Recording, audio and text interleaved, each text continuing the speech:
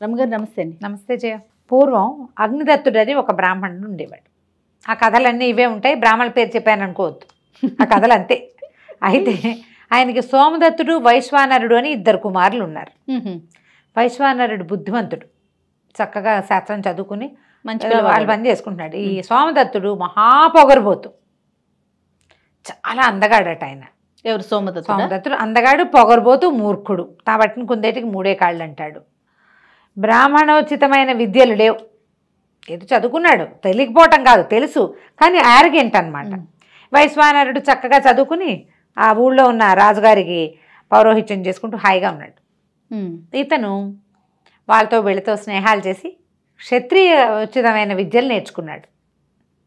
కత్తిడాలు తిప్పటము, కరసాములు చేయటము, కొట్లాటలు, అట్లా ఇట్లా అలా చేసేవాడు. తండ్రికి నచ్చేది కాదు, కానీ ఏం చేస్తాడు, వివాహాలు ఏమైంది ఆ రోజుల్లో చిన్నప్పుడే పెళ్ళిళ్ళు చేసేసేవాళ్ళు. వివాహం అయ్యింది ఇతనికి. అయితే ఏమైంది, ఒకసారి ఒక చోట ఎక్కడో రోడ్ల మీద కర్రలతో కొట్టుకుంటుంటే ఇతన్ని కూడా ఆ కర్రసాములో ఉన్నాడు. ఉంటే ఓ పెద్ద మనిషి ఎవరో వెళ్తూ, ఏమిట్రా నాయన, మీ నాన్న ఎంత గొప్పవాడు, మీ తమ్ముడు ఎంత బుద్ధిమంతుడు, నువ్వేమిటి ఈ పిచ్చి పనులు చేస్తున్నావు, ఓ బ్రాహ్మడు చేయవలసిన పనేనా ఇది, యజ్ఞం చేయాలి బ్రాహ్మడు అన్నవాడు, ఆ కాలంలో అవే చేసేవాడు అన్నాడు. అనేసరికి ఈయన ఏం చేశాడు, చేతిలో ఉన్న కర్రబెట్టి పెడేలమని ఆయన నోడు కొట్టాడు. నీకెందుకు నా సంగతి, ఇప్పుడు యుద్ధం చేస్తున్న వాడి మధ్యలో మాట్లాడితే వాడి నోటితో మాట్లాడు, కత్తితోటే చేస్తాడు కదా, ఆ చేతిలో ఉన్న కర్రతో కొట్టాడు. కొట్టేసరికల్లా అవరవరా అని అందరూ రాజభటులను కేకేశారు. రాజుగారు కాస్త బ్రాహ్మణ్ణి కొడతావా నువ్వు అని చెప్పేసి ఇతనికి కాస్త ఉరిదీయండి అన్నారు. ఉరిదీయటం అంటే శూలారోపణ చేసేయమన్నారు. వీడికి బుద్ధి రావాలి, చేయకూడదు ఈ పని. అక్కడి నుంచి శూలారోపణ శూలం మీద ఎక్కించాలి, అదే మన కొరతేయటం అనమాట. ఉరిదీయటం కాదు, కొరతేయటం. ఇలా బ్రాహ్మణ నింద చేయకూడదు, బ్రాహ్మణ్ణి చెయ్యేసి కొట్టకూడదు, ఆ కాలం అది. అయితే ఈ కొరత శూలం మీదకి ఎక్కించబోయేసరికల్లా పట్టు తప్పి పడిపోయాడు. ఈ కింద తలార్లు పోయిన మళ్ళీ లేపి మళ్ళీ ఎక్కించబోయేసరికల్లా ఈ పైకి చూస్తుంటే ఏమైంది, పైనుంచి ఒక పక్షి ఏదో వెళ్తుంటే దాన్ని రెక్కలేవో రాలిపడి కళ్ళు పోయినంత పని అయింది ఆ తలార్లు ఇద్దరికి. వీడికి ఏదో ఉంది వీడి దగ్గర, దింపేసుకున్నారు.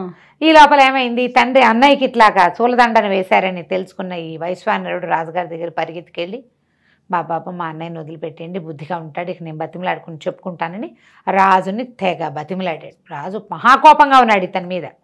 ఇతను ఒక బ్రాహ్మణ యువకుడు అయ్యుండి బ్రాహ్మడు చేయవలసిన యజ్ఞయాగాది క్రతువులు ఏమీ చేయకుండా సాటి బ్రాహ్మడు తన తండ్రి వయసు వాడిని కొట్టడం అంటే ఏమిటి, ప్రజల్ని పాడు చేయటం, సమాజానికి వీడు ఏం మెసేజ్ ఇస్తున్నట్టు, ఇదే కదా పాయింట్.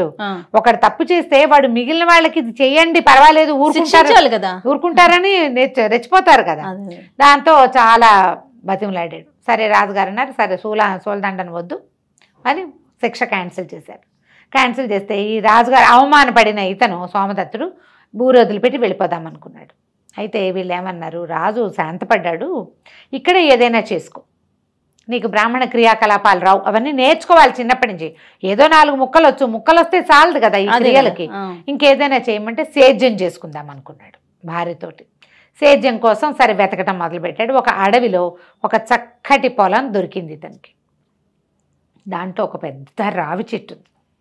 ఆ రావి చెట్టుని ఆనుకునున్న ఆ పొలాన్ని చూసుకుని రాజుతోటి ఈ వైశ్వానరుడు తన తమ్ముడు ద్వారా రాజును ఒప్పించుకున్నాడు. అక్కడ సేద్యం ఆ రోజుల్లో అలా ఉండేది, ఖాళీగా ఉంటే వీళ్ళ దారిని వీళ్ళు రాజుగారికి చెప్తే ఆ చేసుకో అని చెప్తే చాలు, వీళ్ళ దారిని వీళ్ళు చేసుకోవచ్చు, పట్టాలు పుట్టడం సులువు. అవును.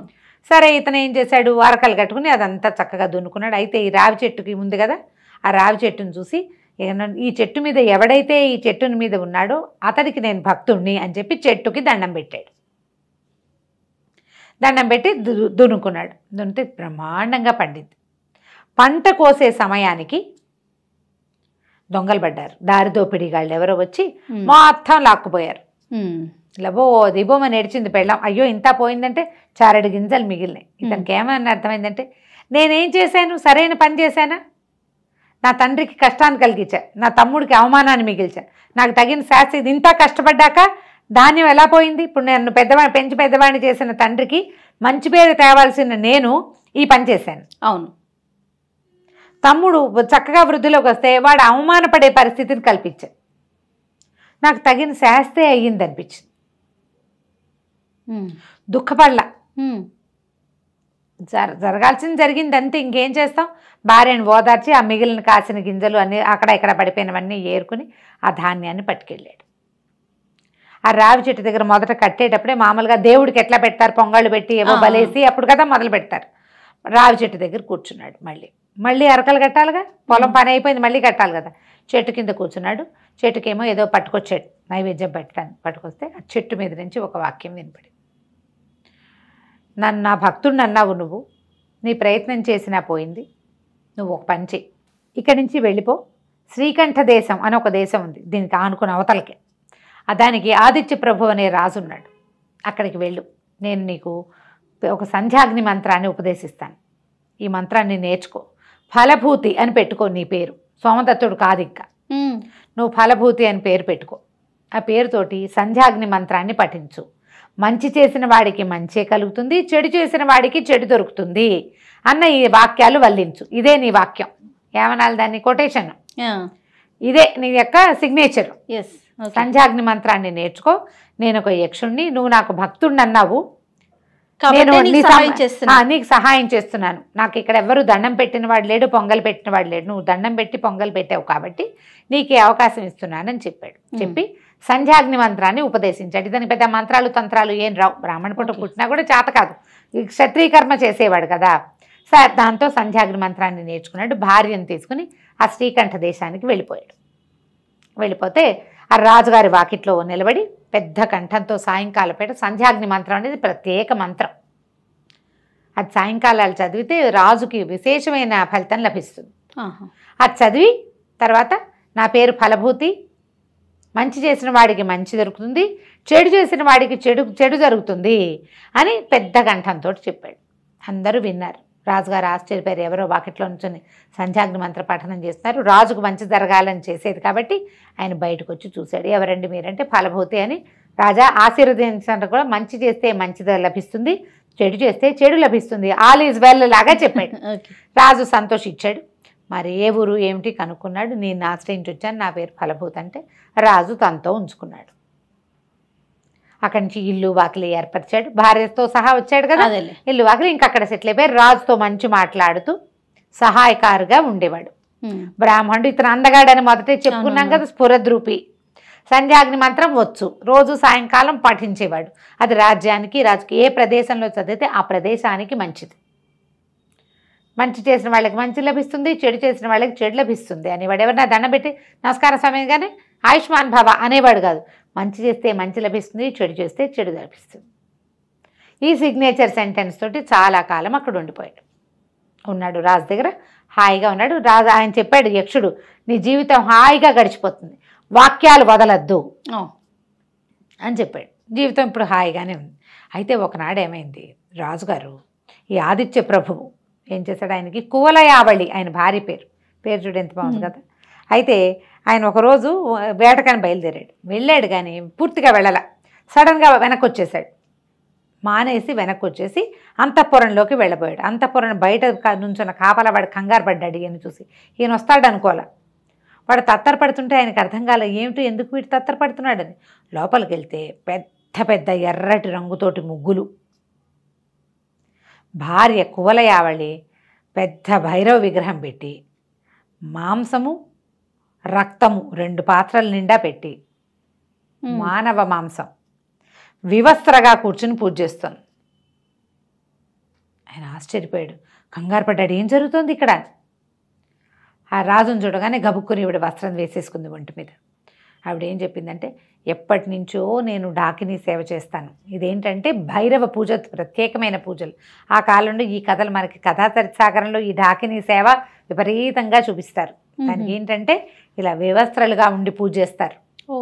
తర్వాత ఏమో మానవ మాంస నరమాంస నివేదన, డాకిని చక్రవర్తులు అయిపోతారు, ప్రతి వాళ్ళు వాళ్ళకి వశం వదులైపోతారు, వాళ్ళు ఏదనుకుంటే అది అయిపోతుంది.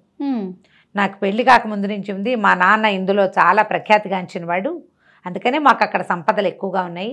నా పెళ్లి కాకముందు నాకు కాళరాత్రి అని ఒక గురువుగారు ఉండేది, నా స్నేహితురాళ్ళంతా గాల్లో ఎగిరేవాళ్ళు.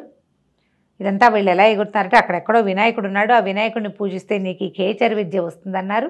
ఖేచరత్వం అంటే ఆకాశాల గమన విద్య వస్తుందన్నారు. నేను చూస్తే అక్కడ వినాయకుడు పూజ కోసం వెళ్తే కాళరాత్రి అని మా గురువుగారు నాకు ఇది నేర్పించింది. దీంతో చాలా విద్యలు వస్తాయి. చిన్న రాజ్యం నుంచి నేను ఇంత పెద్ద రాజ్యపు రాణిగా అవ్వగలిగాను. ఇది ఎప్పటికప్పుడు చేసుకుంటూ ఉండాలి. మానవ మాంసం పెట్టాలి, నరమాంసం. అంతఃపురంలో కొంతమందికి తెలుసు. వీళ్ళతోటి నేను పూజ చేసుకుంటాను ఎప్పటికప్పుడు. నేను ఒక వ్యక్తిని ఆకర్షిస్తున్నాను, ఇప్పుడు నా మాట విని నువ్వు కూడా ఇది చెయ్యి అంది. ఈయన ఒప్పుకోలే. డాకిని సేవలు అవి చేయకూడదు, రాజు అనేవాడు, ఇది పనికిరాదు, వామాచారం, నేను చేయను అన్నాడు. ఆవిడ బాగా నేను చచ్చిపోతానని బెదిరించేసింది. రాణి ప్రాణత్యాగం చేసి, నువ్వు నన్ను చూసేసావు. దాని లక్షణం ఏంటంటే, ఇప్పుడు మన అవి చెప్తారు డ్రాక్యులా కథలు చూస్తారు, ఒకడు దొరికాడంటే ఇక వాడు తనలాగా మారిపోవాల్సింది అంతే. నువ్వు నన్ను చూసేవు, ఇప్పుడు నేను ఆత్మహత్య చేసుకోవాలి, లేదా నువ్వు నాలాగా మారాలి, ఏం చేయమంటావో చెప్పు అనేసరికి ఇక రాజు తప్పనిసరిగా ఒప్పుకున్నాడు.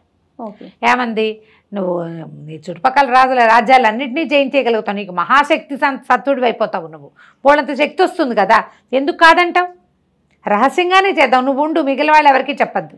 ఎలాగూ నా అంతఃపురంలో నాకు తెలిసిన వాళ్ళకే, వాళ్ళందరికీ తెలిసేది, వాళ్ళంతా నా అనుచరులే. ఈ నివేదన చేసిన మాంసాన్ని వీళ్ళంతా భక్షిస్తారు, వాళ్ళందరికీ కేగమనం ఉంది. ఇక ఒప్పుకున్నాడు. ఒప్పుకుంటే ఈవిడేమంది, నేను ఒక మంచి ఉత్తమ బ్రాహ్మణ వంశానికి చెందిన వాడిని ఒకడిని ఆకర్షించబోతున్నాను, ఆకర్షణ కుదరటల్లా, ఎందుకంటే వాడు చాలా శక్తివంతుడు. వాడెవరు, ఈ ఫలభూతి. అతన్ని పిలుస్తాను, కాబట్టి పిలవలేకపోతున్నాను, నా శక్తి అతన్ని పిలవడానికి సరిపోవటల్లా, ఎందుకంటే అతని దగ్గర సంధ్యాగ్ని మంత్రం ఉంది, పైగా దాన్ని నిత్యం పఠిస్తాడు. అంచేత ఓ పని చేయలేకపోతున్నా, నువ్వు నాతో పాటు పూజ చేయి. మనం ఏం చేద్దామంటే, సూపకారుడు, మన వంటవాడు, సూపకారుడు అంటే పప్పు చేసేవాడు, వంట చేసేవాడు అనమాట. వాడికి చెప్దాము, ఇతన్ని వాడి దగ్గరికి పంపించు, వీడిని చంపి వండమని వాడికి చెప్తాం, వండి పట్టుకొస్తాడు. నివేదన చేసి ఆ మాంసాన్ని భక్షించామంటే మనకి ఎంతో శక్తులు వస్తాయి. బ్రాహ్మడి మాంసం చాలా ఉత్తమోత్తమైన మాంసం అని చెప్పింది భర్తకి. ఇది చూడు ఎంత విచిత్రంగా ఉంది. ఇందులో బోల్డ్ అని ఉంటాయి, ఎన్ని కథలు ఉన్నాయి అవన్నీ నేను చెప్పట్లా, ఫస్ట్ టైం ఇలాంటి కథ చెప్పడం. అవును కదా, భీభత్సమైన కథ. సరే, బాధగా ఉంది, ఈయనకి చేయలేకపోతున్నాడు, కానీ పెళ్ళాన్ని చచ్చిపోతుందని భయంగా ఉంది. సరే ఏమనుకున్నాడు, పైగా ఆయనకి ఇంకొక దీంతో కాపురం చేసి పిల్లాన్ని కూడా కన్నాము, ఇంకేముంది, నేను సగం డాకిని రకాల అయిపోయానని కూడా అనిపించేస్తుంది పాపం. సరే ఏం చేశాడు, వంటవాడిని రప్పించారు. వాడికి రహస్యంగా చెప్పారు, వీడికి నీకు ఎంతో కోట్లు ఇస్తాం, రేపొద్దున రాజు రాణికి పూజ సమాప్తమైంది, ఆహారం తెమ్మంటున్నారు అని నీకెవరు చెప్తారో వాడిని చంపి వాడి మాంసాన్ని వండాలి నువ్వని చెప్పారు. సరేనన్నాడు. ఎవడొస్తే వాడికి చేయాలి, ఎవడో వాడికి తెలీదు. అక్కడి నుంచి ఈయన ఏం చేశాడు, ఈ మన ఫలభూతి కబురు చేశాడు, ఈ రాణిగారు ఏదో ప్రత్యేకమైన పూజ చేసుకుంటోంది, కాస్త మీరు మా సూపకారుడికి రాజు రాణి పూజావసానమైంది, ఆహారాన్ని తెమ్మంటున్నారన్న వార్త చెప్పండి, వార్తాహారులతో చెప్పించకూడదు, బ్రాహ్మణులతోటి చెప్పించాలట ఈ పూజకి, మీరు మా స్నేహితులు కదా అన్నారు. ఫలభూతి సరేనన్నాడు. పొద్దున 10 గంటలకో 9 గంటలకో భోజన వేళ, ఈయన పొద్దునే లేచి వచ్చాడు ఇవ్వటానికి. ఇంతలో ఏమైంది, ఇది రాజుగారికి ఒకప్పుడు చాలా మంచి కుండలాలు చేయించి పెట్టాడు ఈ ఫలభూతి, చాలా అందంగా ఉన్నాయి. రాజుగారు అబ్బాయి చంద్రప్రభువు ఒక 20 ఏళ్ళు 18 ఏళ్ళ వాడు పొద్దున్నే లేచి ఈ ఫలభూతి దగ్గరకు వచ్చాడు. వచ్చి, ఇదిగోండి బంగారం, మీరు మా నాన్నకి చేయించిన లాంటి కుండలాలు చేయించి పెట్టండి, నాకు అవి చాలా నచ్చినాయి, అవి తీసుకుందామంటే ఆయన ఒప్పుకోలేదు, రాత్రి అవి ఇవాళ రాత్రి చేసే ఉత్సవంలో నేను అవి అలంకరించుకుని పెట్టుకుని కుండలాలు పెట్టుకుని ఆ పార్టీకి వెళ్ళాలనుకుంటున్నానని చెప్పాడు.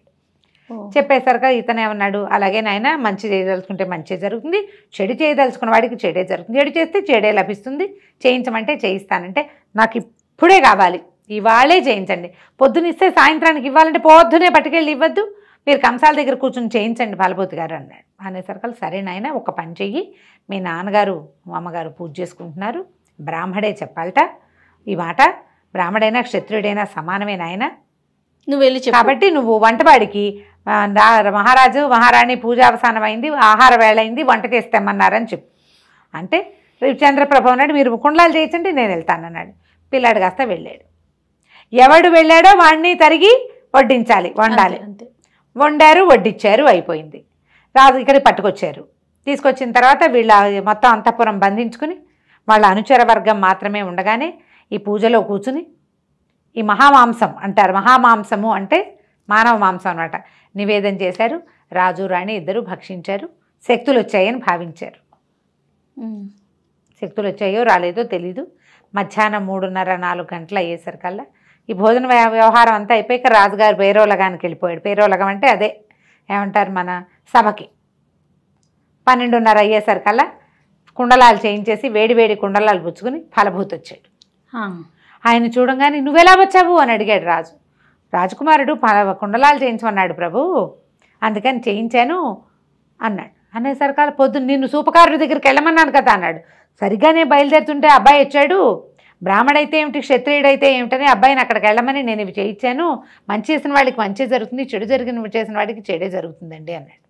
ఆనంగానే రాజు విరుచుకు పడిపోయాడు. తను ఏం చేశానో తెలిసిపోయింది. పిచ్చి పిచ్చి కేకలు పెట్టేశాడు. ఆయనకి అంత సడన్గా ఆయనకి ఏమైందో వీళ్ళకి అర్థం కాల. అరిచి అరిచి పిచ్చిగా కేకలు పెట్టాడు. ఈ లోపల ఈ రాజుగారికి ఏదో అయిపోతుందని మహారాణి కబురు వెళ్ళిపోయింది. ఆవిడ పరిగెత్తుకు వచ్చేసరికి దబా దబా కొట్టేశాడు భార్యని ఆయన. నీ వల్ల ఇట్లా పనిచేశాం, నీ పిచ్చితోటి నువ్వు నన్ను చస్తానని బెదిరించి నన్ను ఇంత పని చేయించావు. రాజ్యానికి రాజు కావలసిన కుమారుణ్ణి తరిగి మాంసాన్ని తినేసాం మనం అని చెప్పి కొట్టేశాడు. చీతి పేర్పించుకుని దాంట్లోకి వెళ్ళిపోయారు ఇద్దరు. వాళ్ళ వల్ల ఎలాంటిది జరిగింది? కుమారుడి మాంసభక్షణ చేయవలసి వచ్చింది కదా. దాంతో ఈ ఫలభూతి ఏం చెప్పాడు? చెప్తూనే ఉన్నాడు, మంచి చేయి మంచి లభిస్తుంది, చెడు చేస్తే చెడే లభిస్తుంది, చెడు చేసిన వాటికి తప్పదు అని. వాడు నమ్మాడు. అది అతను నమ్మాడు. ఆ నమ్మిన వాక్యం వీళ్ళ దగ్గర ఇట్లా అయింది. ఇది క్రూరమైన కథ, కానీ ఎలాంటి పని చేసేవాడికైనా అది లభించి తీరుతుంది. రాజైన వాడు ఉచ్చ నీచం ఆలోచించలా, కోసం చేసేసాడు. ఆమె బెదిరించింది అతన్ని. ఆమె చేసి ఉండకూడదు, ఆమెదే తప్పు. అది ఖండించకుండా, భార్యని ఖండించకుండా చేసిన పొరపాటు. నువ్వు మీ పుట్టింటికి వెళ్ళిపో, నాతో ఉండొద్దని పంపించేస్తే సరిపోయేది. కన్న బిడ్డనే తినేశారు కదా, చివరికి ఇలా అయిపోయింది కదా. ఏం చెయ్యాలో అర్థం కాదు. వాళ్ళంతా ఫలభూతిని రాజుని చేశారు. ఓకే, ఆ రాజ్యానికి ఫలభూతి రాజు. అతను మంచిగా చేయదలుచుకున్నాడు. మంచిగానే ఉంటుంది, అయితే ఉంటుంది ఎప్పుడు కూడా. ఇది ఇంత విచిత్రమైన కథగా ఉంది. ఇలాంటి కథలు ఉన్నాయంటే కథా సాగరంలో గుప్పెళ్ల కొద్దీ ఉన్నాయి. ఓకే, ఎన్నో ఇలాంటి మనం చెప్పుకోం కాబట్టి చెప్పాం కదా. ఇది ఒక విచిత్రమైన సన్నివేశం కదా. ఈ కథని పిల్లలకి వినిపించకండి సీరియస్లీ. కానీ ఈ పాయింట్ గుర్తుపెట్టుకోండి, మీరు మంచి చేయండి, తప్పకుండా ఇప్పుడు సరిగ్గా లేకపోయినా మంచి ఖచ్చితంగా వెనక్కి తిరిగి వస్తుంది. చెడు చేసిన వాడికి చెడు తప్పదు. నువ్వు ఇక్కడ చేసిన చెడు ఇక్కడి నుంచే వస్తుందని నమ్మద్దు, ఎక్కడి నుంచైనా వస్తుంది. మంచి ఎట్లా వస్తుందో చెడు కూడా అంతే వస్తుంది. చెడు కూడా అంతే. ఇప్పుడు ఎట్లా మనం గింజ పెట్టాము, అన్ని చెట్లు పైనుంచే కాస్తాయా? కొబ్బరి చెట్లాగా కాదే. ఒక బంగాళదుంప విత్తనం పెట్టావు, గింజ పువ్వు పెట్టావు, కింద కాస్తుంది అది. అవును, వేరుశనగ గింజ పెడితే కింద కాస్తుంది కదా. మామిడి చెట్టు పైన కాస్తుంది, వేరుశనగ చెట్టు కింద కాస్తుంది. కాపు తప్పదు కదా. మంచి ఎట్లా వస్తుంది, చెడు కూడా అంతే. ఎక్కడో ఒక చోట నుంచి మనం వెంబడి పడుతుంది. మనం ఏంటంటే మనం ఆ పని చేసాం, దానివల్ల ఇది జరుగుతోందేమో అన్న అనుమానం రాదు. మన మీద మనకు ప్రగాఢమైన నమ్మకం. మనని మనం మోసం చేసేసుకుంటాం ఎప్పటికప్పుడు. అది ఇక్కడ ఎందుకు వస్తుంది అనుకుంటాం, ఎక్కడి నుంచైనా వస్తుంది. ఈరోజు నేను సంతోషంగానే ఉన్నాను కదా అనుకుంటాం, కానీ ఆ చెడు అనేది రాకుండా ఉండదు. ఇలా ఒకళ్ళ మాటలు ఒకళ్ళ దగ్గర చెప్పేవాళ్ళు వీళ్ళందరూ కూడా అనుభవించేస్తారు. చేయకూడని పని చేసేవాళ్ళు, మోసం చేసేవాళ్ళు, డబ్బు కోసమో అధికారం కోసమో, అది ఏదో ఒకటి, ఒక తాత్కాలికమైన ప్లెజర్ కోసమో పొరపాటు చేస్తే అది అనుభవించాల్సిందే. రైట్, చాలా బాగుంది రమ్మగారు. నమస్తే. సుమన్ టీవీలో మీ పర్సనల్ అండ్ బిజినెస్ ప్రమోషన్స్ కోసం కింది నెంబర్కి కాంటాక్ట్ చేయండి.